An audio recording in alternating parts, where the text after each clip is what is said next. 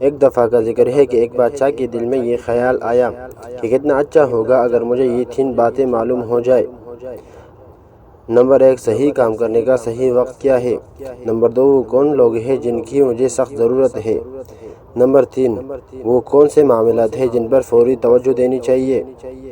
دل میں خیال آتے ہی بادشاہ نے اپنی پوری سلطنت میں اعلان کر دیا کہ جو شخص بادشاہ کے ان 3 سوالوں کے مطمئن کر دینے والے جواب دیں گے اس کو انعام و کرام سے مالا مال کر دیا جائے گا۔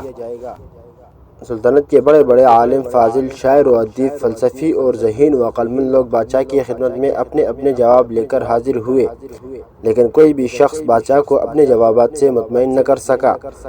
آخر کار بادشاہ نے طے کیا کہ وہ اس بزرگ درویش کی خدمت میں حاضری دے گا جو ایک سنسان جنگل میں رہتا ہے اور صرف عام آدمیوں سے ہی ملاقات کرتا ہے۔ بادشاہ نے اس درویش سے ملاقات کرنے کی غرض سے عام آدمیوں والے کپڑے پہنے اور اس کی معمولی سی جھونپڑی سے کچھ دور ہی اپنے گھوڑے سے اتر پڑا اور اپنے سپاہیوں کو چھوڑ کر اس سے ملنے کے لیے اکیلے چل پڑا۔ جب بادشاہ جھونپڑی کے قریب پہنچا تو اس وقت وہ درویش اپنی جھونپڑی کے سامنے پڑی ہوئی زمین کی گڑائی کر رہا تھا۔ بادشاہ کو دیکھتے ہی اس نے اپنی عادت کے مطابق پہلے سلام کیا اور پھر وہ اپنے کام میں مصروف ہو گیا۔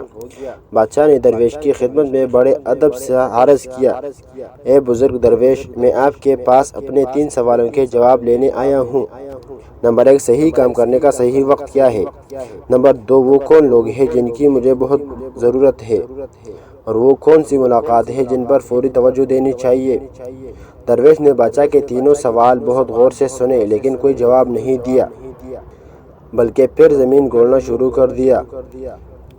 بادشاہ نے کہا، آپ تک گئے ہوں گے، لائے پاوڑا مجھے دے دیجئے، تھوڑی دیر آپ کا کام میں کروں گا۔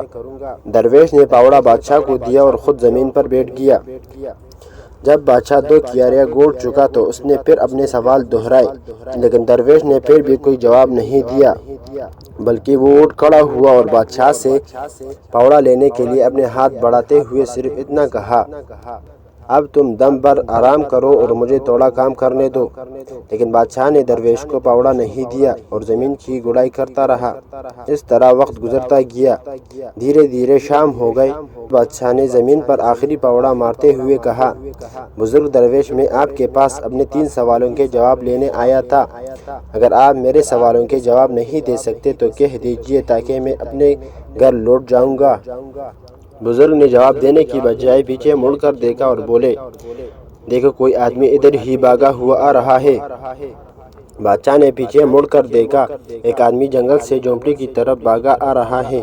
وہ شخص اپنے ہاتھوں سے اپنا پیٹ دبائے ہوئے ہے اور خون اس کے ہاتھوں کے نیچے سے بہہ رہا ہے۔ جھونپڑی کے قریب آ کر وہ شخص گھبراتا ہوا بادشاہ کے پاس آیا اور زمین پر گر کر بے ہوش ہو گیا۔ بادشاہ اور درویش نے اس آدمی کے زخم کو غور سے دیکھا، اس کے پیٹ پر بڑا سا زخم تھا۔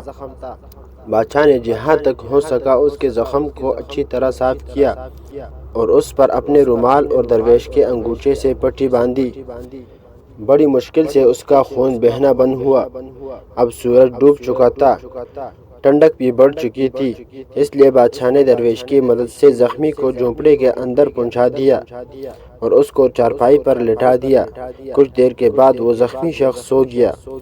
بادشاہ بھی دن بھر کی دوڑ دھوپ اور کام کی وجہ سے اتنا تک گیا تھا کہ وہ دہلیز پر ہی سو گیا۔ صبح جب بادشاہ کی آنکھ کھلی تو اس نے دیکھا کہ چارپائی پر پڑا ہوا زخمی اپنی چمکتی ہوئی آنکھوں سے اسے ٹکٹکی باندھے دیکھ رہا ہے اور کہنے لگے، مجھے معاف کر دیجئے میرے آقا۔ بادشاہ نے آگے سے کہا، میں تم کو نہیں جانتا اور جب جانتا نہیں تو معاف کرنے یا نہ کرنے کا سوال ہی پیدا نہیں ہوتا۔ اس زخمی شخص نے جواب دیا، میں آپ کا دشمن ہوں، آپ نے میرے بھائی کو قتل کر دیا تھا اور اس کی جائیداد ضبط کر لی تھی، میں نے عہد کیا تھا کہ میں آپ کو قتل کر دوں گا۔ آج جب مجھے معلوم ہوا کہ آپ درویش سے اکیلے ملنے گئے ہیں کہ میں نے طے کیا کہ آپ جب واپس لوٹیں گے تو میں آپ کو راستے میں ہی قتل کر دوں گا، لیکن پورا دن گزر گیا اور آپ واپس نہیں لوٹے۔